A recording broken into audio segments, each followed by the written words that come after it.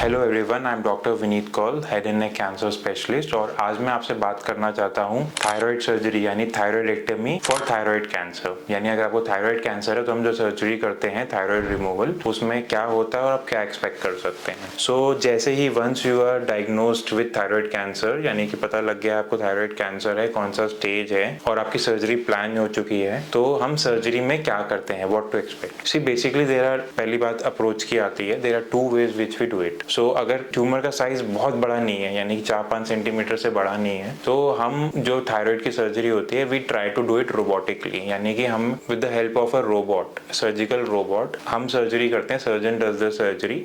उसका फायदा क्या है रोबोट से सर्जरी करने का? नेक में कोई स्कार नहीं आता, क्योंकि रोबोट के लिए हम या तो लिप के थ्रू या यहाँ पे एक्जिला यानी कि आर्मपिट के थ्रू हम कट देके वहां से robot can enter and perform the surgery in the neck and then exit out.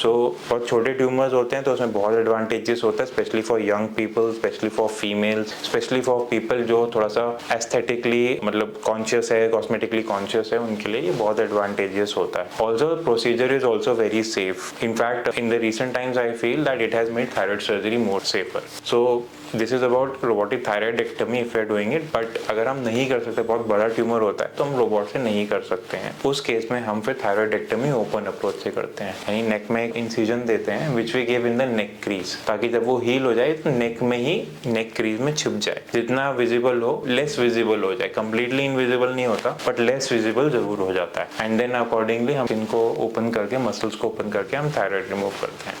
कुछ पॉइंट्स है थायराइड सर्जरी के जो इंपॉर्टेंट होते हैं, जो आपको पता होने चाहिए। सी मोस्ट इंपॉर्टेंट इज कि वहां से एक हमारी नर्व निकलती है, recurrent laryngeal nerve, which is nerve of the voice. I will refer to it as nerve of the voice from now on. Nerve of the voice दोनों तरफ से जाती है। थायराइड सर्जरी में मोस्ट ऑफ द टाइम हम total thyroidectomy कर रहे होते हैं, यानी कंप्लीट थायराइड रिमूवल, पूरा का पूरा निकाल रहे होते हैं, not just a part of it जो कैंसर से अफेक्टेड होता है। तो अगर हम पूरा निकालेंगे तो दोनों नर्व्स, हमारी nerves of voice are exposed and उनको डैमेज हो सकता है इनएडवर्टेंटली। तो वो ध्यान रखना है कि नर्व्स को डैमेज ना हो। उसके लिए हम इंट्रा ऑपरेटिव नर्व मॉनिटरिंग, एक हमारे पास टेक्निक होती है। इंट्रा ऑपरेटिव नर्व मॉनिटरिंग से हम चेक कर सकते हैं कि हम कहीं नर्व के पास तो नहीं है, जब हम उसमें when we are cutting through the tissues, जब हम सर्जरी कर रहे हैं तो कहीं हम नर्व को कट तो नहीं कर रहे हैं। तो इंट्रा ऑपरेटिव नर्व मॉनिटरिंग से हम नर्व को प्रिजर्व कर लेते हैं दोनों साइड्स। इसके नर्व्स ऑफ वॉइस प्रिजर्व हो जाती है तो वॉइस प्रिजर्व रहती है आपकी वॉइस में कोई चेंज नहीं आता, खाने में कोई दिक्कत नहीं होती बाद में।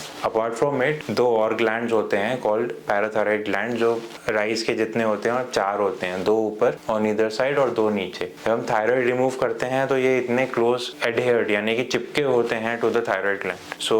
आपके जो थायराइड ग्लैंड को रिमूव करते वक्त ध्यान रखना होता है कि पैराथायराइड ग्लैंड्स को प्रिजर्व किया जाए। तो with the help of technology called parathyroid autofluorescence, एक स्पेशल कैमरा होता है, उसके थ्रू हम ये देख लेते हैं कि पैराथायराइड टिश्यू कौन सा है, थायराइड टिश्यू कौन सा है। उस कैमरा में बस पैराथायराइड टिश्यू अलग से व्हाइट कलर का लाइट अप होता है, वो हम देख के हम आपका खाली थायराइड ग्लैंड निकालते हैं, पैराथायराइड को प्रिजर्व कर लेते हैं। पैराथायराइड प्रिजर्व हो जाता है तो बाद में हमें कैल्शियम की डेफिशिएंसी नहीं होती। अगर पैराथायराइड सारे निकल गए तो बॉडी में कैल्शियम बिल्कुल लो हो जाता है और लाइफ लॉन्ग आपको कैल्शियम रेगुलेटिंग हार्मोन होता है कैल्सिटोनिन, उसके इंजेक्शंस लेने पड़ते हैं। लेकिन अगर हम प्रिजर्व कर लें तो ये कॉम्प्लिकेशन हमारे पास नहीं आती। तो ये 2 मेजर कॉम्प्लिकेशंस है। अपार्ट फ्रॉम इट ब्लीडिंग हो सकती है, इन्फेक्शन हो सकता है, तो उसके लिए हमें surgically we are very careful. हम केयर रखते हैं कि ज़्यादा ब्लड वेसल्स डैमेज ना हो, क्लीन सर्जरी करें हम, ताकि पोस्ट ऑपरेटिव पीरियड में आपको कोई इन्फेक्शन ना हो, कोई ब्लीडिंग ना हो। यू कैन ऑल्सो एक्सपेक्ट कि एक छोटी सी पाइप आपके नेक में हम डालेंगे which is called a surgical drain. Surgical drain क्या करता है, जो भी हम ट्यूमर रिमूव करते हैं उसके बाद बॉडी वहाँ पे body fluid in the form of water and other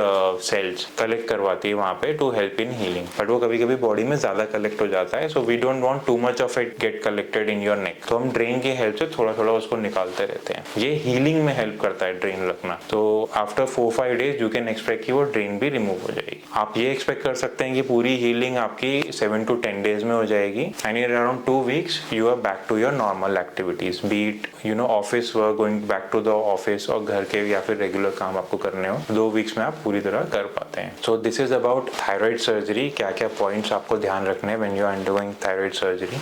if you have any doubts or you have been diagnosed with thyroid cancer and you have some questions, you can reach us at the contact information given below. Thank you.